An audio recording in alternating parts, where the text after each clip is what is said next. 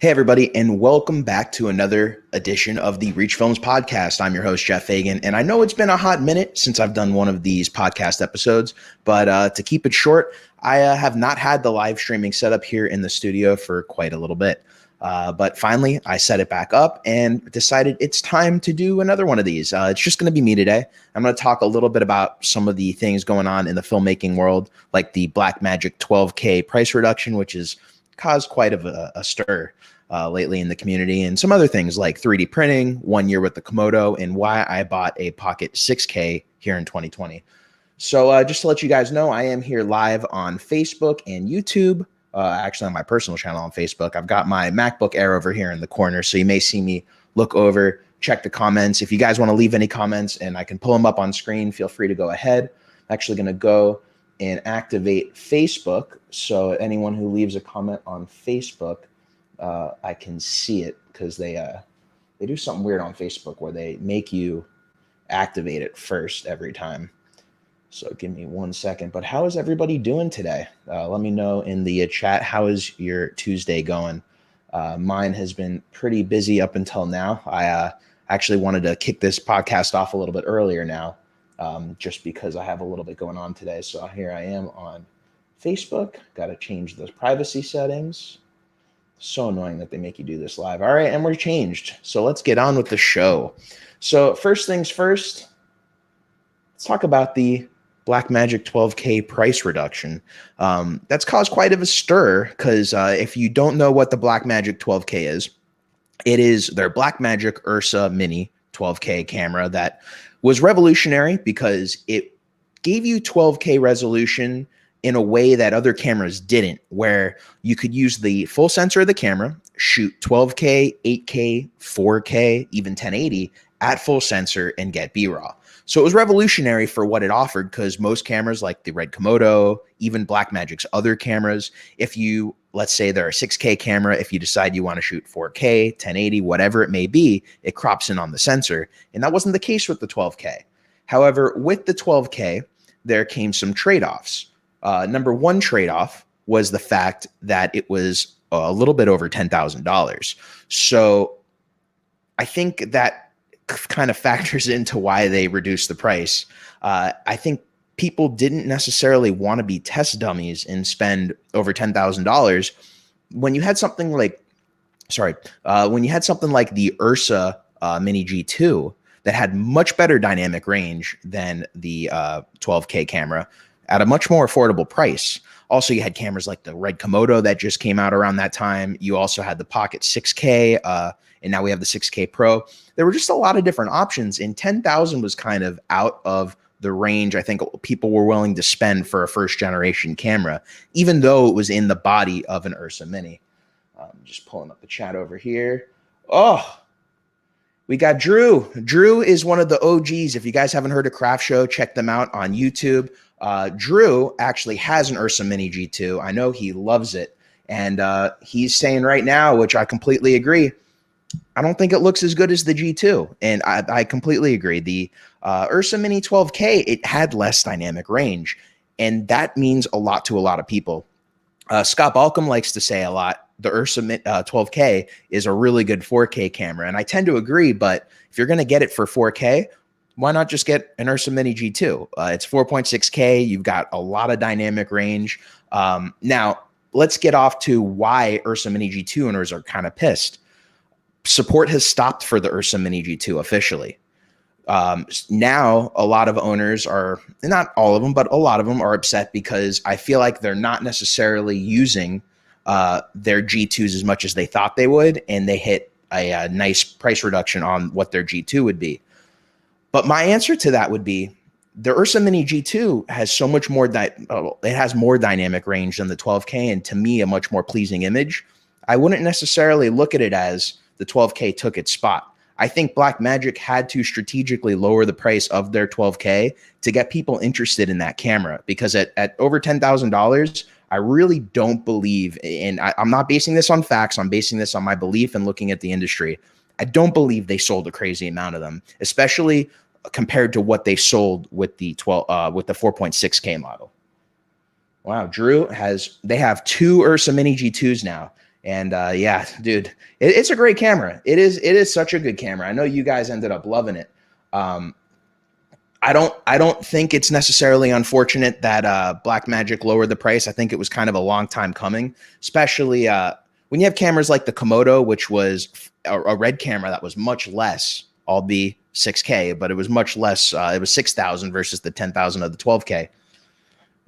Yeah, well, you also have the Z cams. The Z cams have a really nice image, and they have full frame cameras too. They have great dynamic range.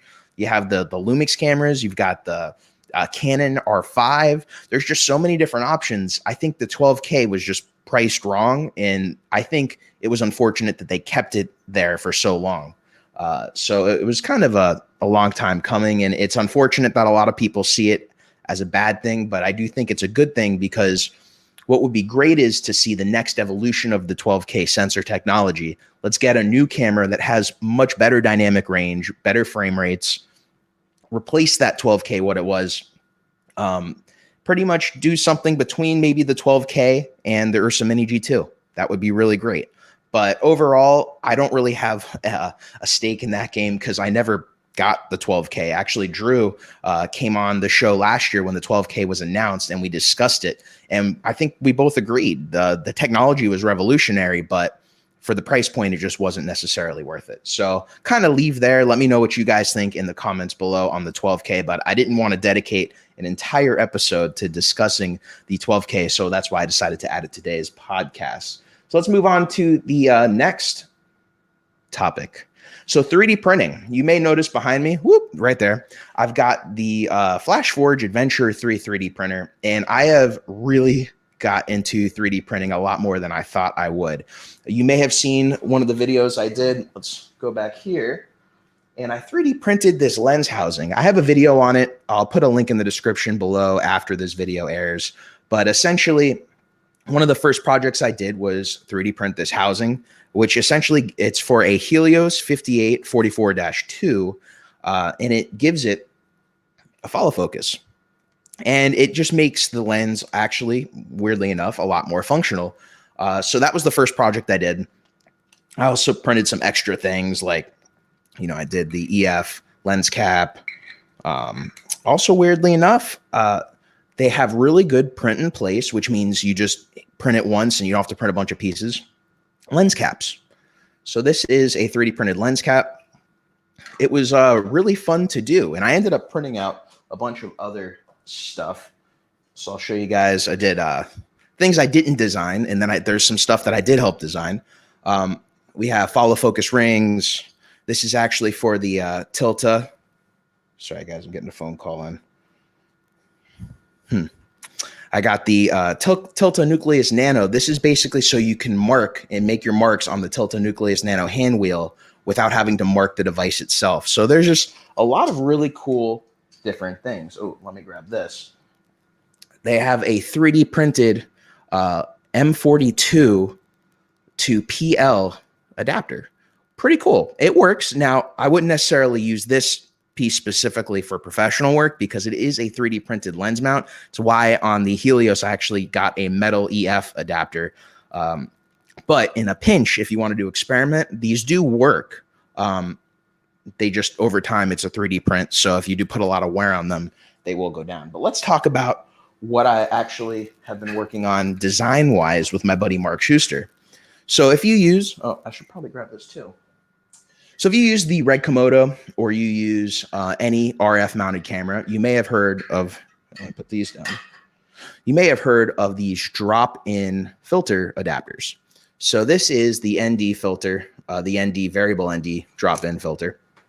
And one of my complaints was that if you get other filters, the case that comes with it is just massive. And it was not portable. It just really irked me that Canon wouldn't give us some kind of portable case. And I noticed Breakthrough Filters have portable cases with their drop-in filters, and they didn't sell them, which I totally would have purchased one. So I took it upon myself. I went to my buddy Mark Schuster, and I said, hey, Mark, do you think we can print some cases for these filters? And so this is the first one that we have, and it works with any basically any filter that doesn't have a scroll wheel on it, like a variable ND. So this doesn't work for all of them, but this was basically the prototype one, which worked for things like the clear filter or any solid NDs, and it worked pretty well. And then here is the one that we experimented with that does work with the variable NDs, but it's not finished yet. Obviously, this isn't the exact shape we want to go for, but we wanted to make sure we can get it to a place where it actually worked and it clips in place. So for instance, I'll go pull out the variable ND and it clips in place. It doesn't come out. It's in there, and you just pull it out to take it out. But we want to make them look a little bit nicer, so they will be available. We'll probably make them available for sale at some point. Don't know when that will be because, again, it isn't perfected yet. But let me know what you guys think about that in the comments. We are thinking about actually doing some customized logos on them if you guys want them. Don't know what the price point's going to be for that. As far as the basic cases, we're probably going to sell them for around 20 bucks. But again, I'll let you guys know more about it once they're available because they are not finalized yet. I have two more things that I printed, which were pretty cool. And I just want to talk about 3D printing for filmmaking because it's so cool that you can 3D print items for your camera. So this, again, is not a finalized piece, but this actually was not created by me. It was created by someone in the RED Komodo users group. And for some reason, they took it down. But what this does is it attaches to the top of the Komodo, and it actually locks the RF to EF adapter in place to reduce wiggle if you're using a follow focus. It actually works really well. I don't know why the guy took it offline. Maybe he decided he wanted to sell it instead.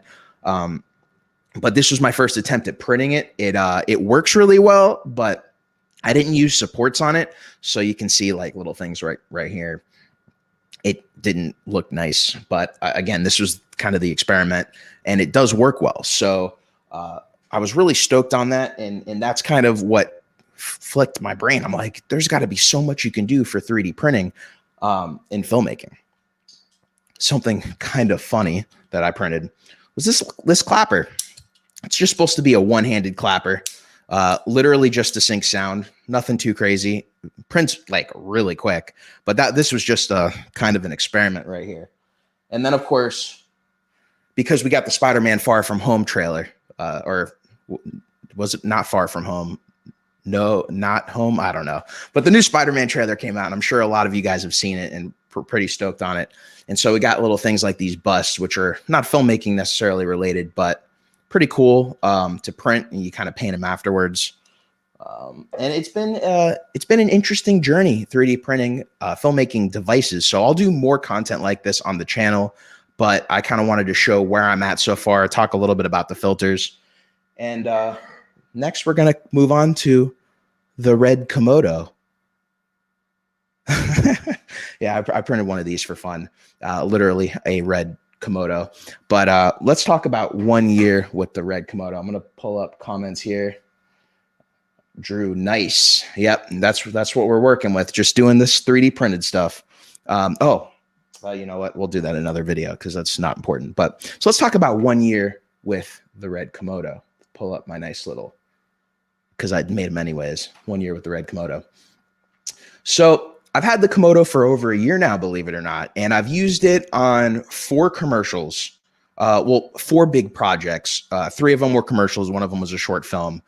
And that's really been it in the past year, really due to some personal stuff. I haven't been working as much voluntarily, but the camera's been paid times over between that work. So I ended up keeping the Komodo till now. And I've used it on a lot of personal projects as well. I've done some YouTube videos. So I have put a decent amount of hours on that camera, and I still have it because I really do like the camera. But after owning it for a year, I've realized a few different things that I kind of wanted to put out there, because I think people still are in this, I really want the RED Komodo vibe. They're saving up for it. They're taking out loans for it. They're getting on waiting lists, or they're buying used RED Komodos, or people who just got a RED Komodo in for absorbent amount of money that, you could just wait and get one in.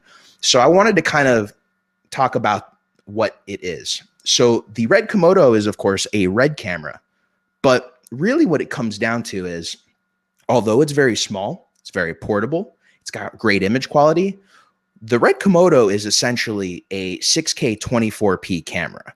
It doesn't really do crazy frame rates. If you want to get 60p, you got to crop into the sensor to shoot 4K, and it comes with limitations at that point. You don't have as much ISO flexibility. You're cropping in more to the sensor. So I like to consider it a 6K 24p camera.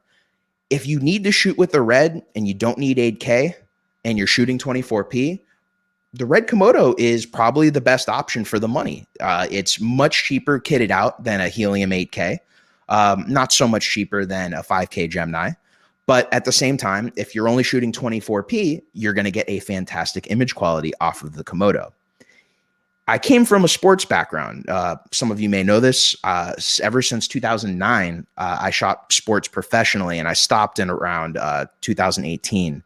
And in sports, frame rates are a huge deal. And I actually experimented trying to shoot some sports with the Komodo. And although the global shutter absolutely helps in those scenes where, you may be panning really quickly, when it comes to frame rates, the frame rates just didn't cut it for shooting sports and kind of getting that really smooth motion, especially when, you're shooting wakeboarding where people are doing stuff really quickly and you want to have that slow motion and you want more than 60 frames per second. And I feel like we're spoiled now because, back in the day, being able to even get 1080p 60 was like huge.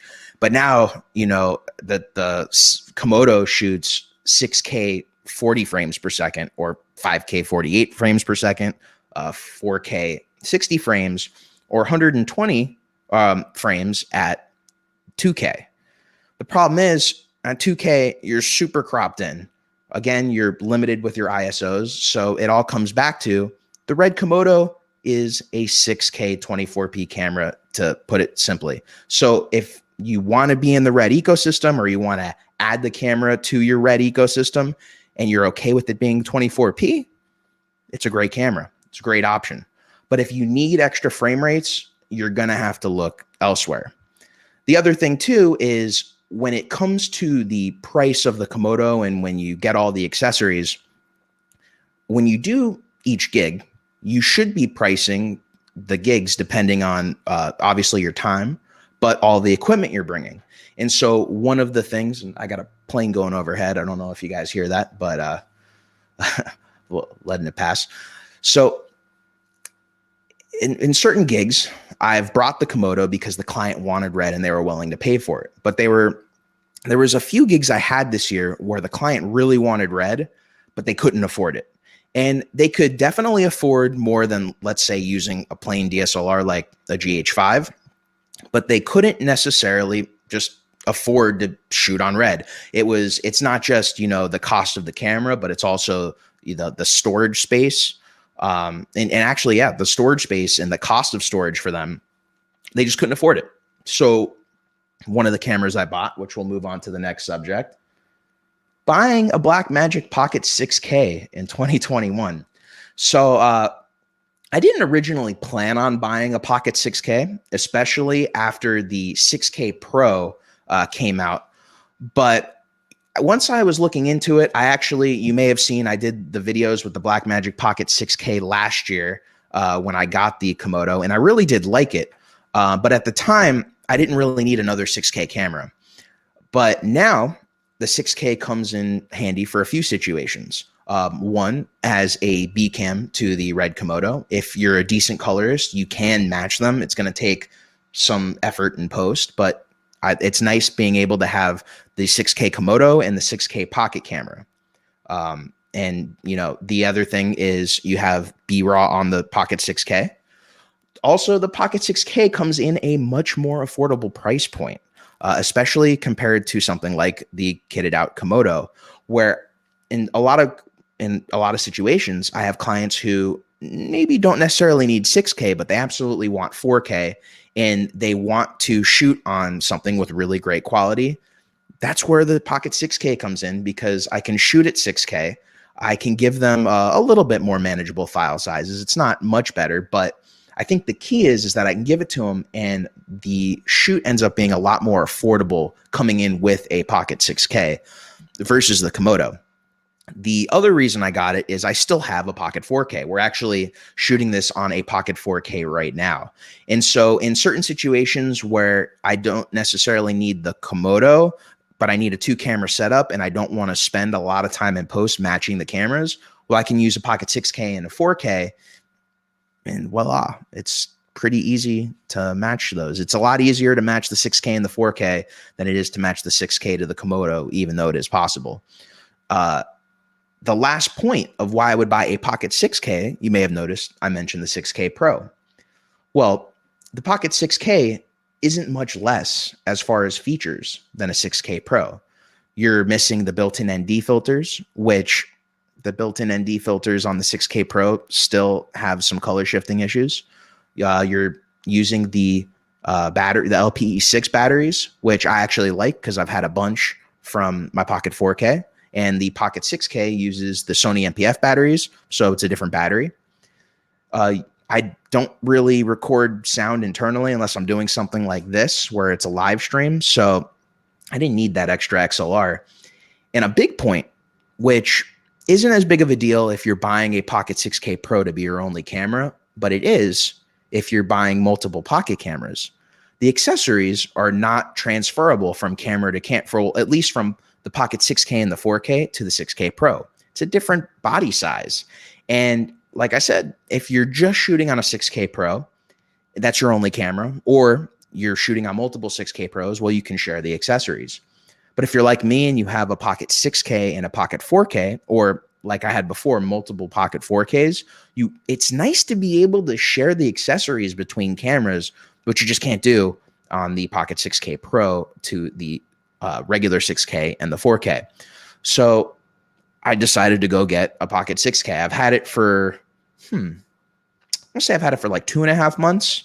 And I've only shot one, as far as commercial project on it. I used it as a B cam.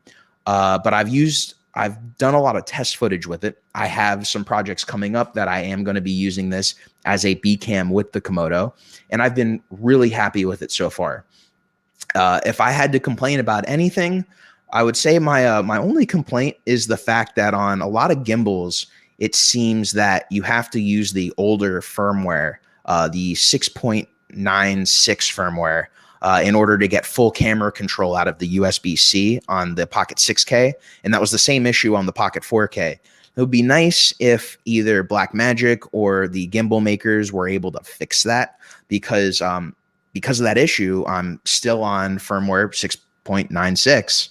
And if you've been paying attention to the firmware updates, the newest firmware for the Pocket 6K actually lets you shoot 4K in B-RAW, which is a welcome addition. And it also has things like it naturally shoots in Gen 5 color science. The histogram's a little bit better. There's some upgrades, and I'd like to be able to use them, but I can't right now because the USB-C doesn't seem to work that well with, something like the Crane 2S that I have. That's kind of my main gimbal right now. I've had some questions pop up on the channel from Pocket 6K Pro users asking me, hey, why is my 6K Pro not working with the Zhiyun Crane 2S? I thought it was supported. And I'm guessing it's the same reason. I'm guessing whatever protocols, the newest firmwares just don't work that well for control over the Pocket cameras. So if I had to have a complaint of the 6K, that's really my complaint. I hope that gets fixed soon. But for now, I'm just staying on an older firmware because to me, being able to control the focus, being able to control aperture, ISO, the only thing I have an issue controlling still on those gimbals is shutter speed. But having the control of everything else is huge. So yeah, for now, I'm on the older firmware, but otherwise, love the Pocket 6K Pro. One of the things I'm waiting to do, I'm not sure if you guys have seen this video I put on the channel. I used a program called Cinematch. And what Cinematch does is it lets you match different cameras to other cameras. I would say the only limitation is it only works well if the camera that you need they have that profile in Cinematch. So one of the issues I'm having is they have the Pocket 6K, they have the Pocket 4K, they have something like the DJI Mavic 2 Pro. They've got RED cameras, but they don't have the RED Komodo yet. So I'm waiting to see how well the RED Komodo works once they add the profile, because I do know they're working on it. And it would be nice to use that to match the Pocket 6K to the Komodo instead of, color grading. Just in really quick situations where if I don't have the time to hire a colorist or really spend a lot of time to color the footage, that's where Cinematch would come in. As far as matching the other cameras to each other, Cinematch works really well, but I'm waiting to do more content with Cinematch once they release the Komodo update, which I heard they're about to come out with the Komodo update, not just for Cinematch, but I'm trying to remember Film Convert. Film Convert are the people behind Cinematch, and I know they're coming out with a Film Convert profile for Cinematch plus Film Convert soon. So yeah, gonna probably wrap it up here in a few minutes, but I'm going to go over to the comments and see what's going on. Sorry, I haven't flipped over. I have the MacBook Air over here to the side, so I haven't. What's worth more, you or the camera? Make clients pay for the talent, not the gear. Roll the gear costs. Yeah, no, I completely agree, Drew. I roll the gear costs into the rate, and that's part of the reason why I ended up getting the Pocket 6K, just because I didn't necessarily, my whole thing with the Komodo is I don't like putting hours on it if either I'm not, if the project isn't paying for it and I'm not, into the project to necessarily give them the Komodo pro bono, I rather just use a Pocket 6K because the quality, the image quality is really good. Really, the biggest difference is the sensor's just slightly smaller, which isn't that big of a deal for me. And the rolling shutter is obviously a lot more on the 6K. But for talking heads, for B-roll purposes, if you're not, shooting action sports or whatnot, the rolling shutter hasn't really been that big of a deal for me. But yeah, that's why I roll everything into my rate. That's why I got the 6K, to be able to offer a 6K camera, but at a more affordable rate. And let's see, can't post comments to some destinations. So yeah, that's kind of what I wanted to go over today. I wanted to talk about things that I didn't necessarily warrant a full video on its own. And yeah, if I plan on doing more of these, maybe I'll get Drew to come on one of the shows. I do want to start having guests again. Again, I haven't really done many of these besides the fact that my studio hasn't been set up for live streaming until now. I have been traveling a decent amount, some work related, some not. So it's held me from being able to do these live streams, but I do like being able to do this to connect with you guys. I did keep StreamYards because for Jazz Is, you may see the poster behind me, we still do live stream every once in a while. So I have the ability to do it. I just needed to set myself up again, and not just going to be live streaming here, but I'll be live streaming there as well. Miss your face too, Drew. I miss your face too. Talking to you, talking to Jeff Worley, you guys always brighten up my day. Again, if you guys have not seen Craft Show, Drew just started posting some more stuff on his channel. I know he got a Pocket 6K. I think you got a Pocket 6K Pro. So let me know how you're liking that. But yeah, Craft Show is amazing. They've inspired me to start this channel. I definitely wouldn't have been here without it. They've inspired other people. If you've heard of Everyday Dad, he does a lot of, I think he did a lot of cameras. Now he does more general tech, but I mean, he even admits Craft Show inspired him. So definitely give them a peek if you haven't seen their content. They did a lot of good stuff. Drew did a lot of good stuff comparing the GH5 to the RED, showing how much you can do with that camera. And it inspired me to get a GH5 back in the day. So anywho, I think I'm going to wrap it up here. Thank you guys for watching. I'm just getting this ready over on the end. There we go. Thank you guys for watching. If you guys have any questions about things I touched on in today's video, please make sure to ask them in the comments below. And if you guys want to see more content like this and you're watching on YouTube, please hit that like, smash that subscribe button and notification bell. And until next time, thank you for watching, everybody. My name is Jeff Fagan. I will see you in the next video. Adios.